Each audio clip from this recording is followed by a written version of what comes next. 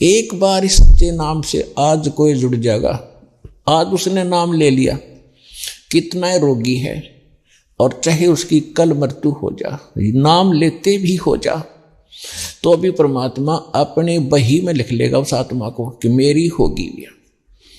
अपने आत्माओं हमने असंख्य जन्म बर्बाद कर दिए, असंख्य जन्म मनुष्य के खो चुके हो आप। ये पहला शरीर नहीं जागा जो आज आपका जाने वाला है, मान ले कभी भी। ये तो असंख्य बर्बाद हो लिए, तो कपड़े हैं, कुर्ते पजामे हैं, तो आपकी शरीर बॉडी ऊपर का। और इस नाम के लेते ही आपके कई सैकड़ों कुर्ते पजामे खूटियों पर अलमारी में रख दिए जाते हैं। मनुष्य आज आपको नाम लेते ही और चाहे अगले पल मृत्यु हो जाती है।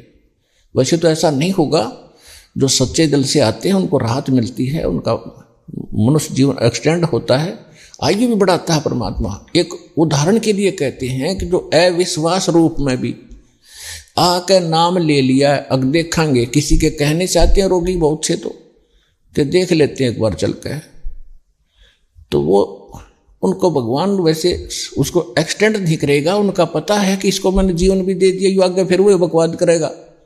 तो परमात्मा ने तो अपनी आत्मा देखनी है कि इसका उद्धार क्यों कर होगा, तो नाम लेते ही यदि उसकी मृत्यु भी होगी तो भी भगवान के अकाउंट में आ गया, और 10 महीना में फिर जन्म देकर उसको फिर बरवाड़ा बुला लेगा, वह शुरुआत होगी उसके जीवन की। तो यहाँ आने वाले व्यक्ति को हानि कति नहीं है, और कति ज्ञान सुनकर समर्पित होकर आओगे तो आपकी कैंसर का बाप भी ठीक हो जा। भगवान किसे कहते हैं?